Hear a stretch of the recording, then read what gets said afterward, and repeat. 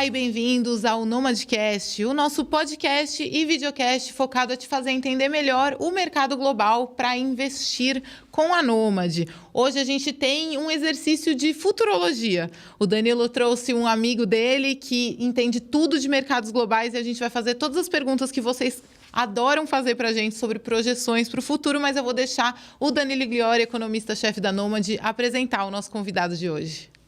Maravilha, obrigado, Paula. Bom, nosso convidado hoje, eu conheço há muito tempo, o professor Mauro Rodrigues Júnior, meu colega no Departamento de Economia da USP. A gente vai quebrar um pouquinho o protocolo aqui, Mauro, porque normalmente eu peço para o convidado se apresentar, mas dado que a gente tem uma longa trajetória aí juntos, eu pedi para a Paula para eu te apresentar, e aí já vou emendar a primeira pergunta. Então, o Mauro, eu conheço o Mauro desde a época do cursinho para Ampec. Isso, né? 1997. É.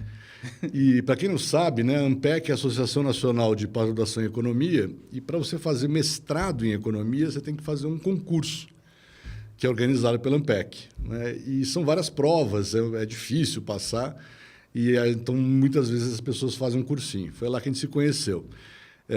Nós dois entramos na USP, e eu sempre gosto de dizer o seguinte, né? Você olha, a turma é de 15 pessoas, e todo mundo ali, inteligente, bom aluno, mas tinham 3 pessoas que eram diferenciadas. Né? O Bernardo Guimarães, atual professor da Escola de Economia de São Paulo, o Carlos Eduardo Gonçalves, que foi professor da USP e hoje é economista no FMI, e o Mauro Rodrigues, né? 3 economistas, como a gente diz na profissão, finos, né? Que estão bem acima dos demais. Mas aí o Mauro acabou o mestrado, ficou lá um tempinho ainda na USP, depois foi para a UCLA, Universidade de Los Angeles, né? Fazer o doutorado, trabalhando naquela época com comércio internacional, crescimento, política de substituição de importações. Isso, né? Exato. Um trabalho que gerou um paper legal no Journal of Monetary Economics.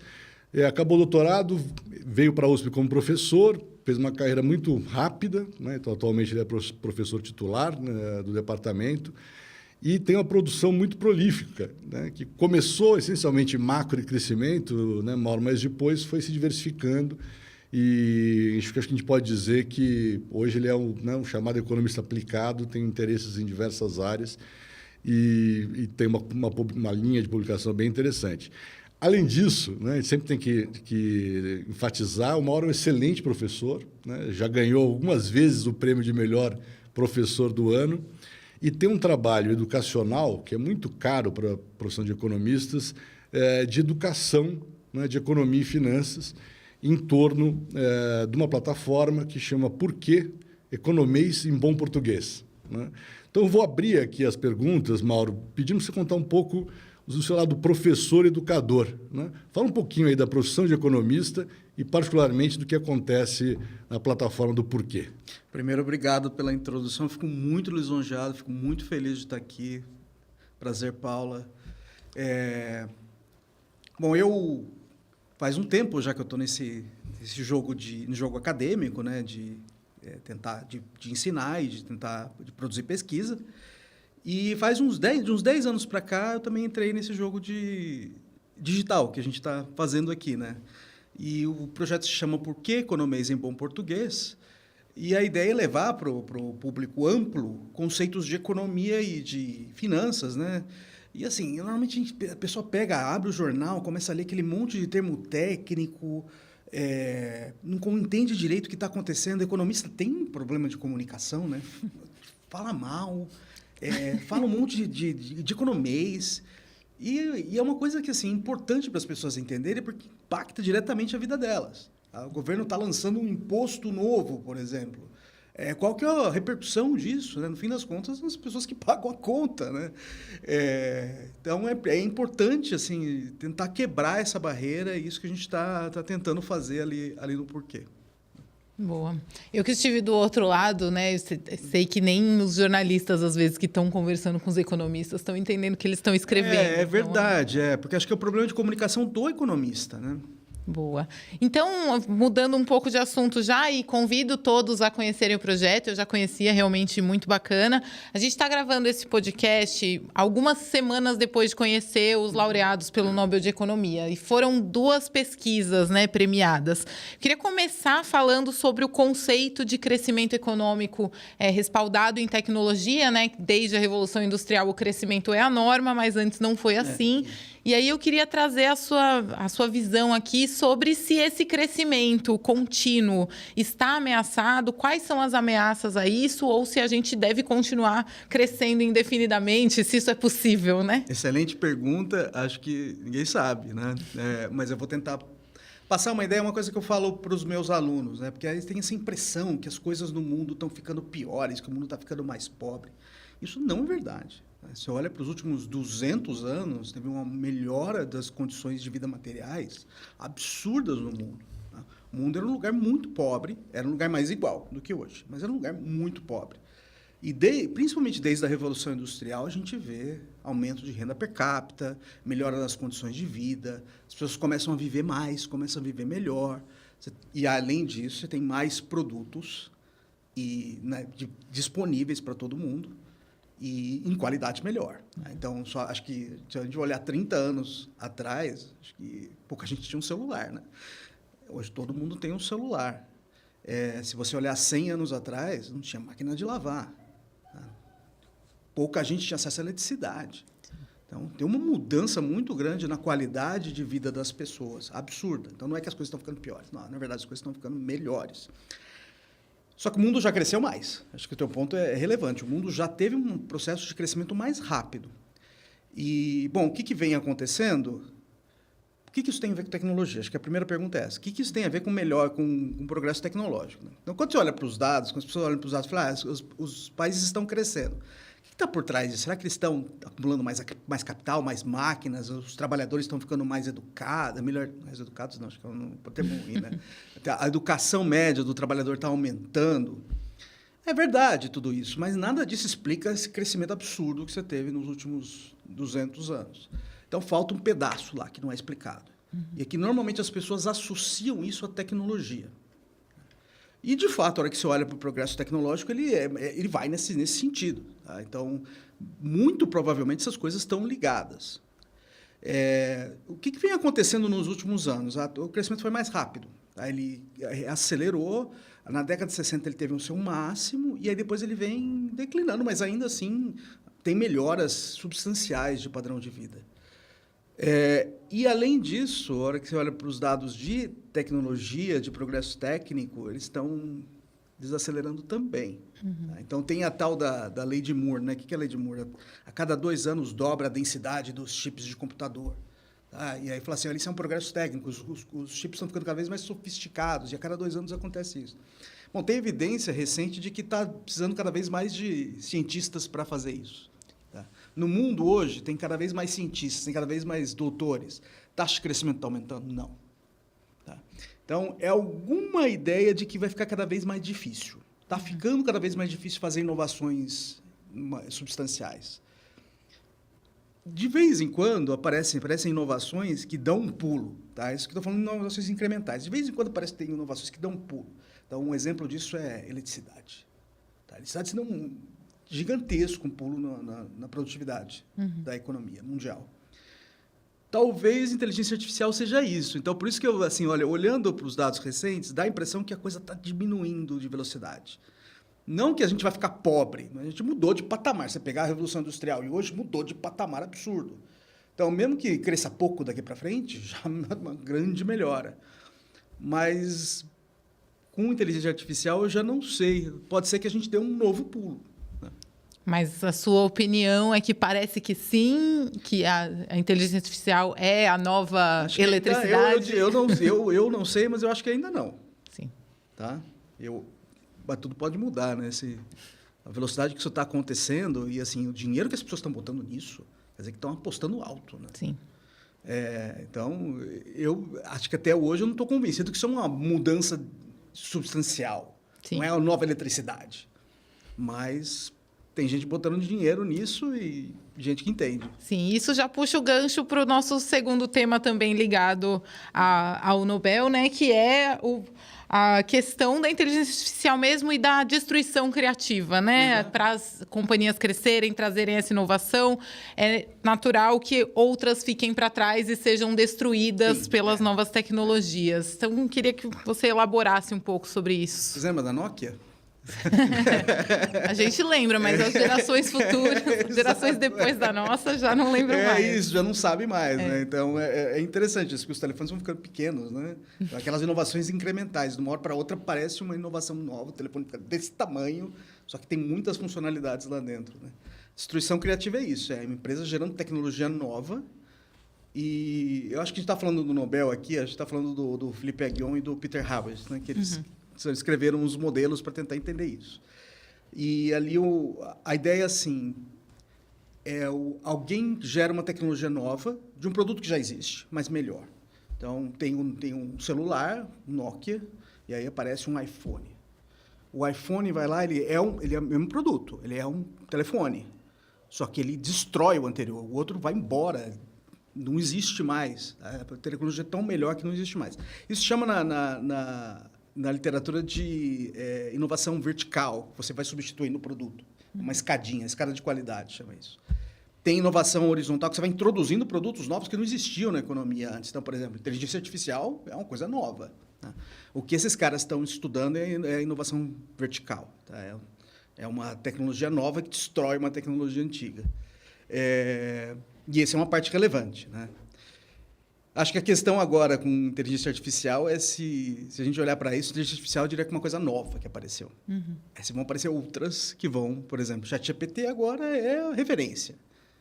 E aí você tem um monte de gente de lado de fora tentando criar uma inteligência artificial melhor.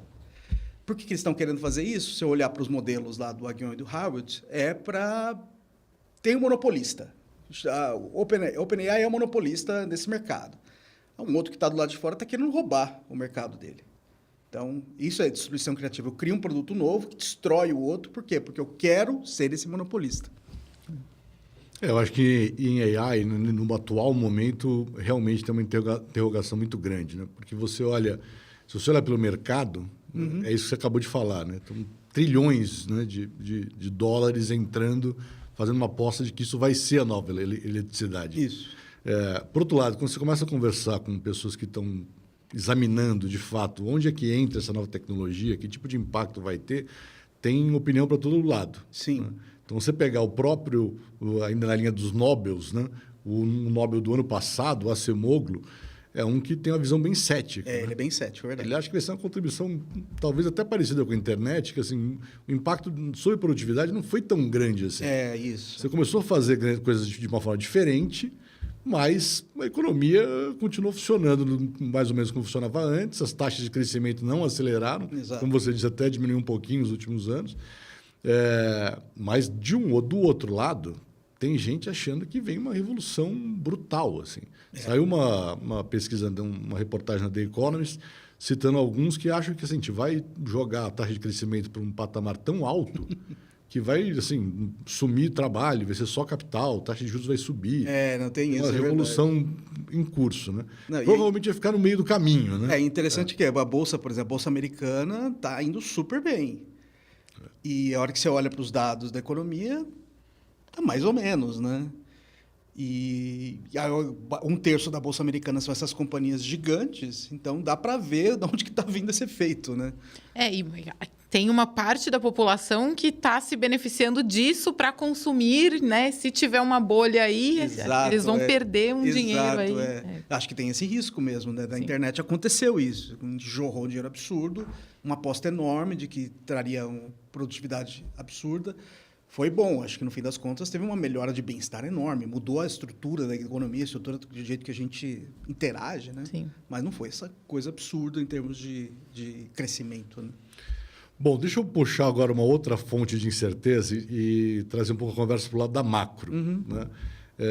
Então, a gente tem toda essa história de a fronteira de inteligência artificial que está acontecendo na micro. Depois acho que até vale a gente voltar para esse assunto aqui em algum momento, mas tem muita coisa acontecendo na macro também. Sim. Acho que A gente teve aquela crise do subprime, né, uns 15 anos atrás, depois teve um período de gestão dessa crise, vem a pandemia, né, chacoalha tudo, e da pandemia para cá, a gente está vivendo um momento relativamente novo. Né? Quer dizer, teve inflação planetária, juros altos, ficou aquela discussão de o que estava acontecendo na economia americana, principalmente. Como é que você está vendo aí né, a macroeconomia global, né, em particular Estados Unidos pós-Trump? Né? Parece que tem muita coisa mudando de lugar. Eu acho que tem uma coisa que é pré-Trump, que é o endividamento. Né? Isso é uma coisa muito clara. Eu acho que o Trump joga mais fogo na fogueira, mas o endividamento já vem de longe, ele acentuou muito na pandemia. As taxas de juros ficaram baixas, acho que isso deu uma certa licença ali para os países se endividarem, né? E agora eles precisam fazer um ajuste que está difícil fazer, né? Então, acho que o primeiro ponto é esse: você tem taxas de juros altas, você teve uma inflação momentânea ali, mas que ela ainda persiste, né? Ela ainda está gestando ainda um pouco dessa inflação. Mas acho que eu diria que o que é mais notável agora, que mudou na macro, a gente ficou acostumado aí durante uma década aí de taxa de juros baixa, né? E aí os países se endividando para caramba. Isso, óbvio, na pandemia isso iria acontecer normalmente, mas teria que ter um ajuste depois, é uma coisa que eles estão capengando ainda para fazer.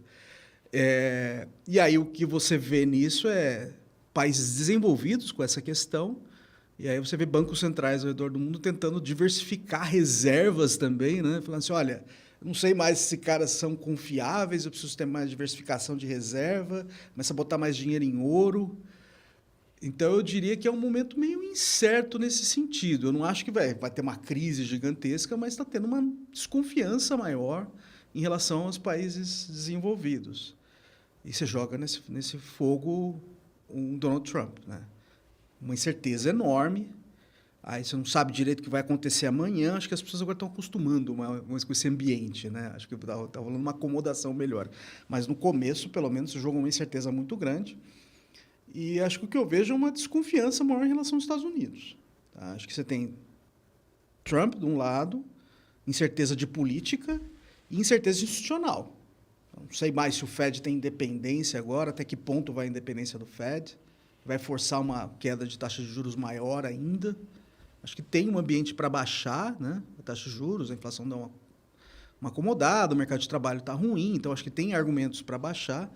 A questão é se o Fed vai acelerar essa queda de taxa de juros com base em pressão. E nesse contexto se tem falado sobre a perda do excepcionalismo americano e as alternativas, né? E aí acho que a gente abre a porta para falar de China e possíveis alternativas. Ai, caramba, eu esqueci o termo. Como é que chama? O privilégio exorbitante. Né? Vocês querem falar do privilégio exorbitante? Isso, e se ele vai continuar, né? Bom, acho que é bom a gente falar o que é o privilégio exorbitante. Né? O privilégio exorbitante é que assim, fluxos de capital e comércio são feitos em dólar, que é a moeda controlada pelos Estados Unidos. Né? E isso permitiu que os Estados Unidos, durante um tempo, rodassem um déficit comercial. Né? O jeito que eu interpreto esse negócio é o seguinte: é como se os Estados Unidos estivesse prestando um serviço para o resto do mundo e recebendo por isso, e isso, no fim das contas, se reflete um déficit comercial que é persistente. E só os Estados Unidos podem fazer isso. Além disso, você tem uma economia estável, gigante e dinâmica. Aí todo mundo quer comprar título de lá para se proteger. Né? Isso aí, hoje, já está mais fraco. Né? Então, não só tem a questão da dívida alta, que as pessoas estão olhando para isso e falam, isso aqui está mais arriscado agora. E aí você bota um risco Trump em cima disso. Vai forçar uma queda mais forte na taxa de juros, vai trazer mais inflação, e isso aí piora para quem está segurando o título. E aí, em cima disso, você vê os bancos centrais se mexendo já para diversificar a reserva. Então, eu acho que é ameaça. Eu não sei se tem alternativa. A alternativa é o quê? Eu vou pegar uma outra economia grande. Europa.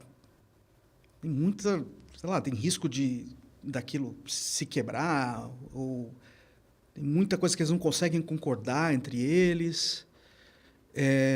Tem risco fiscal lá dentro também, que sempre tem, né? Porque você não consegue, muitas vezes, controlar as finanças de cada país. China, pode ser China. China é uma outra economia grande também, dinâmica, mas muito opaca, né?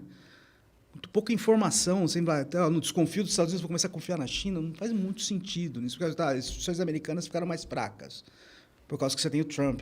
Mas a China é alternativa, como quando a gente fala de instituições? Não me parece ser o caso.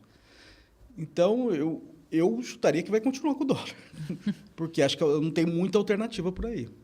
O que acho que muita gente está falando, né? E eu gosto de citar o Rogoff. O Rogoff acabou de publicar um livro que chama, né, Our Dollar, Your Problem. Né? Citando aquela afirmação do John Connally, né, que era o secretário do Tesouro na época em 71, quando...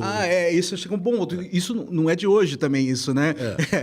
Exatamente. Então, assim, o livro do Rogoff é isso. Ele foi publicado um pouquinho antes da eleição do Trump, porque ele acabou de ser escrito um pouquinho antes da eleição do Trump, então todo o argumento já estava lá.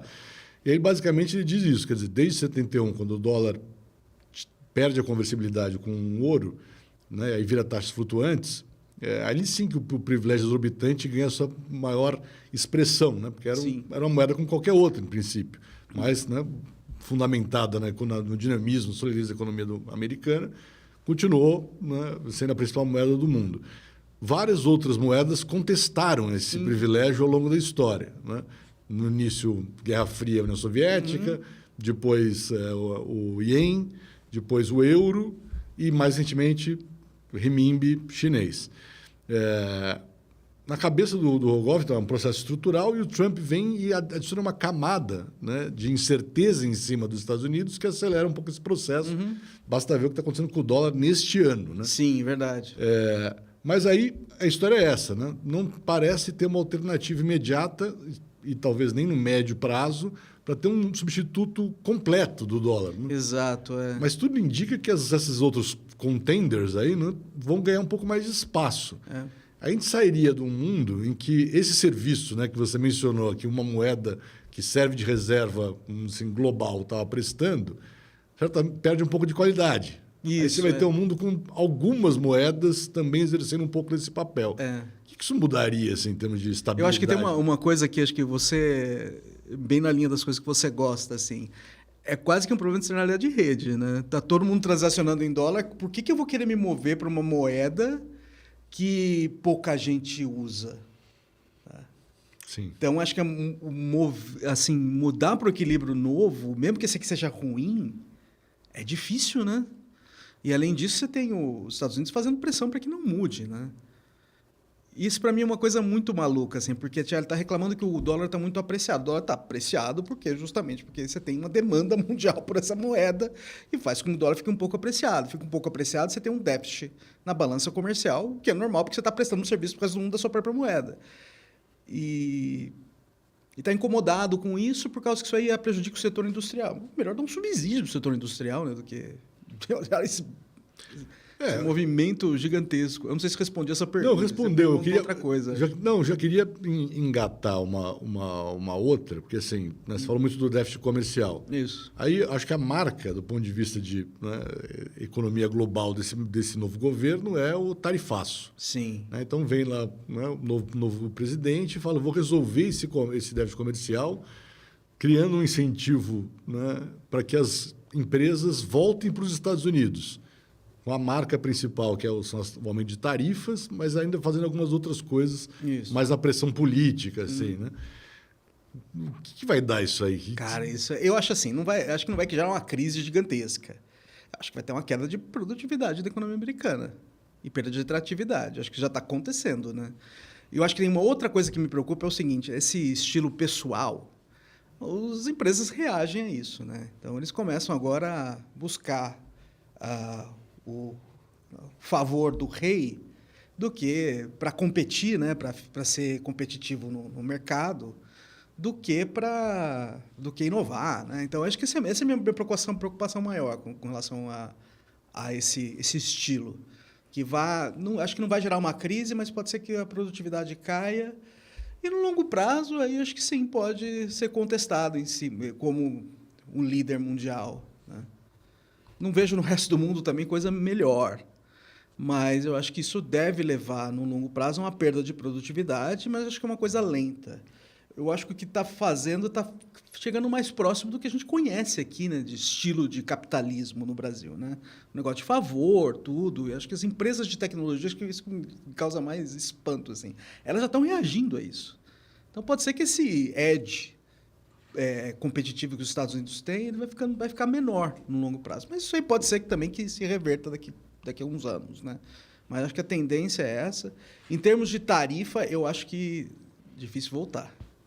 Mesmo em outra gestão, porque está gerando muita receita. Excepcional a receita que está gerando. Então, o Congresso não vai querer abrir mão de recurso para gastar, né? Isso é um dos fatores num contexto que se fala em desglobalização também, né? Então, a perda de algumas instituições, essa vontade, né, do Trump de trazer tudo, o reshoring, né? É isso. Como que você enxerga esse contexto de desglobalização? Quais seriam as consequências mais globais agora? Eu acho que vai acontecer que, assim, as coisas se reacomodam, né? Sim. Começa a fazer comércio com outros lados, né? Acho que tudo bem, acho que é um choque na globalização que os Estados Unidos é enorme, tá? Tipo 1/4 da economia mundial.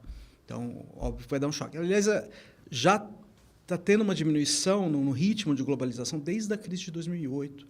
Sim, é aquilo que o Danilo falou, né? Crise de 2008, teve um choque, aí deu um choque no comércio. Aí se joga a pandemia em cima disso, agora deu uma recuperada recente, mas assim, ele não vem crescendo ao mesmo ritmo que estava crescendo no pós-guerra. Do pós-guerra até fim da década de 2000, até o começo ali da década de 2000, um crescimento absurdo do comércio mundial. E aí, em 90 para frente, é também fluxo de capital. Então, já não vem naquele ritmo. Mas acho que as coisas se reacomodam. Então, por exemplo, o Brasil, o Mercosul com a União Europeia deu uma acelerada, né, num acordo, estava dormente lá, parecia que ninguém queria, agora parece que as pessoas querem. Então, acho que as coisas se reacomodam e eu acho que começa a passar por fora dos Estados Unidos. Então, no curto prazo, acho que é isso. Acho que vão tentar agasalhar um pouco o efeito ali, tá? Agasalhar acho que é um nome ruim, né? Acomodar Vamos mesmo. tentar acomodar um pouco com os Estados Unidos e reconhecendo que os Estados Unidos é um parceiro gigante, importante. Vamos tentar acomodar ali, mas no longo prazo também eles começam a procurar parceiros mais estáveis, né? Ô Mauro, tem gente dando bastante ênfase para a questão demográfica. Ah, sim. Né? Que um dos fatores que talvez tenham contribuído para uma desaceleração é o envelhecimento da população. Né? E aí, uma forma de você combater um pouco uma perda de dinamismo demográfico é imigrar, abrir para a imigração. Né? Sim, Esse também é um canal que está enfraquecendo nos Estados Unidos. Mas você dá um peso para a transição demográfica? Não, com certeza. Acho que quando na primeira pergunta que a Paula fez, eu tinha na minha cabeça falar isso, eu acabei esquecendo. Estou falando da perda de dinamismo da economia mundial, né? Em termos de difícil inovar. Eu acho que também esse lado é super importante, né? Você tem envelhecimento, você tem forças de trabalho diminuindo e além disso, o tamanho da população deve cair, né? Daqui a alguns anos. Então, a escala, né? Para você, inovação, esse tipo de coisa, depende de escala, né? Uma escala diminuindo, também acho que deve pesar bastante. Tá? Então, eu acho que isso é um grande desafio da economia mundial, o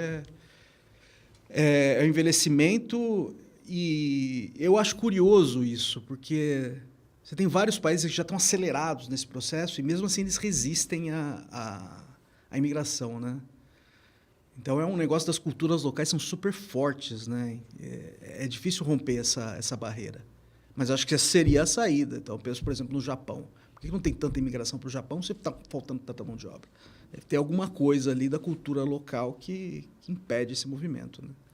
E aí, eu acho que outra coisa que deve acontecer também é investimento em capital, né? Então, o Japão está mais rápido nisso, né? Com robô, esse tipo de coisa. Isso tem a ver também com a mudança demográfica, né? Eu queria pedir licença para voltar um pouco no tema da moeda global, porque o assunto foi indo e eu acabei não perguntando, mas os ouvintes não iam me perdoar se eu não perguntasse de criptoativos, Bitcoin como essa alternativa descentralizada, né? Já que a gente não vê moedas fiduciárias como alternativas viáveis. Hoje em dia, um Bitcoin da vida parece uma alternativa viável? Eu sou um pouco cético, é muito volátil, né? muita volatilidade, se você está pensando em alguma coisa mais estável para fazer relação de longo prazo entre países, você precisa de uma coisa com valor mais estável. Acho que esse foi a grande vantagem do dólar, né? Você tem um país estável, uma economia dinâmica e enorme. Então, você tem uma moeda que todo mundo acredita que tem inflação baixa, tal. E aí você investe também em título da dívida pública americana, que tem risco baixo também. Bitcoin, para mim, parece uma grande aposta ainda por causa de volatilidade de preço.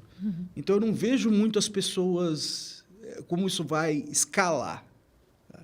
É lógico, aí depende do que eu estava falando, né? Se você conseguir romper o equilíbrio do dólar, porque é isso, né? Todo mundo usa dólar. Eu uso dólar porque está todo mundo usando dólar. Sim. Então, tem que ter um movimento meio coordenado aí para ir para uma alternativa. Só que acho que essa alternativa ela é ainda muito volátil. Eu acho que assim, tem dois movimentos, né, por trás disso. Uma é o negócio das finanças descentralizadas, e aí o Bitcoin entra nessa história. Então, você tirar dos bancos centrais, né, o poder de emitir algum tipo de moeda. Sim. Até o momento é isso, né? Bitcoin cresce em interesse, cresce em volume. Aliás, uma hora vai ter que parar, né, porque tem toda uma restrição na mineração. Mas é muito volátil e é alguma coisa que você não consegue relacionar nada de economia real. O outro lado é a digitalização dos ativos, né? Sim. Então, no meio do caminho, você tem as chamadas stablecoins, né? Então, que é uma moeda que segue lá a tecnologia blockchain, mas está atrelada ao dólar. Sim. Né? Ou a qualquer outra moeda. Então, acho que tem coisas que vão acontecer aí. Talvez não necessariamente com uma moeda totalmente descorrelacionada com o mundo real, como o Bitcoin, mas os ativos digitais acho que tendem a ganhar mais espaço. Sim, E talvez até dê uma sobrevida. Sobrevida também acho que não é o melhor termo, mas dê um fôlego maior para o próprio dólar, né? Porque a stablecoin que mais cresce no mundo é aquela, curiosamente, aquela que é atrelada ao dólar, né? Então, acho que tem mais uma... E tem um movimento de lastrear, porque até então, né, era ligada ao dólar, mas não necessariamente lastreada. Entendi, né? E tá. que agora realmente pode trazer uma demanda aí. Vamos falar um pouco de Brasil? Vamos. Como é que você está vendo aí a macro e a micro no Brasil nesse momento, Laura? Acho que é macro no Brasil é problema fiscal, né? Acho que isso não tem como correr e isso está um grande ponto de interrogação ainda, né? Então, a gente sai do mundo em que estava basicamente tudo estourado, que é no fim do governo Dilma.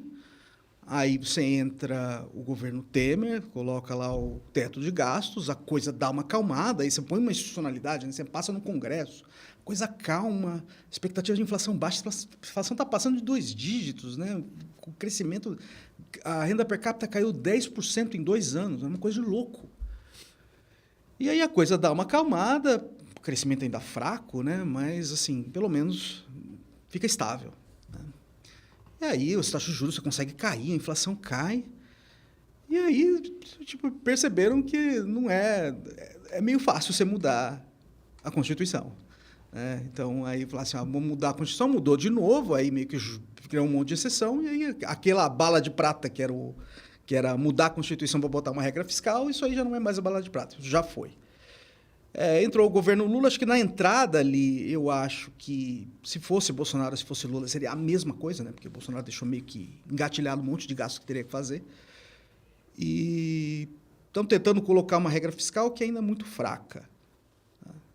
Então, eu diria que é isso. O problema do Brasil, olhando para frente, é o problema das contas públicas. Como equacionar para ter uma perspectiva de uma dívida estável no longo prazo? Isso acho que não tem nada ainda. E se a gente continuar desse jeito, eu acho que vai continuar com juro alto, uma perspectiva que aquela sementinha lá da inflação alta gritando na nossa orelha, e esse cenário aí perturbando a gente para os próximos anos.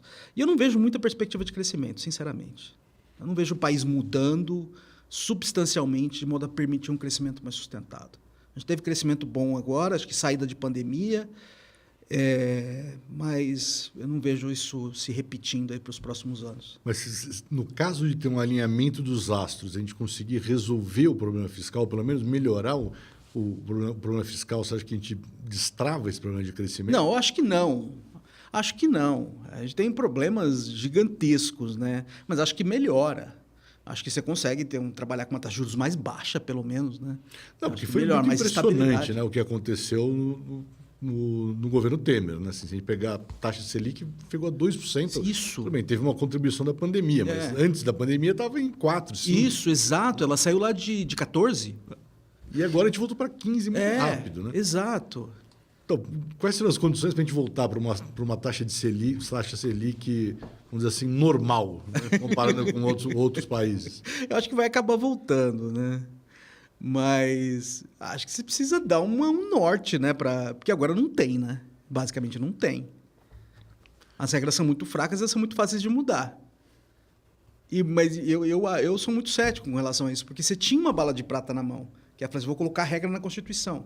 Mas você foi lá e mudou a Constituição de novo. Quer dizer, não tem mais, né? Você basicamente falou, olha, se eu colocar na Constituição, ninguém mais acredita, porque eu posso mudar. Mas tem um fluxo de capital vindo para o Brasil, apesar dessa perda de credibilidade, né?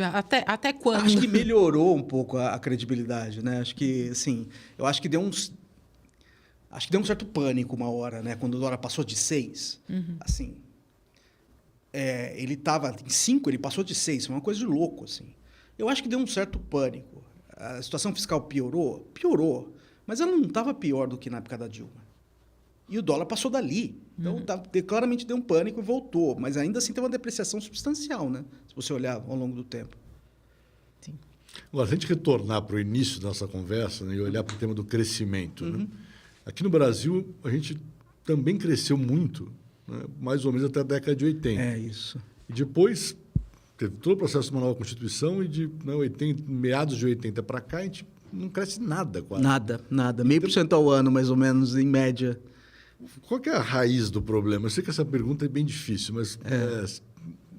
como Cara, eu acho que o que aconteceu no período anterior foi uma coisa meio chinesa. Você estava tendo mudança estrutural, você estava tendo uma migração de agricultura de baixa produtividade para a indústria, estava tendo uma migração da zona rural para a zona urbana, onde a produtividade é mais alta, e você consegue crescer muito com isso, né?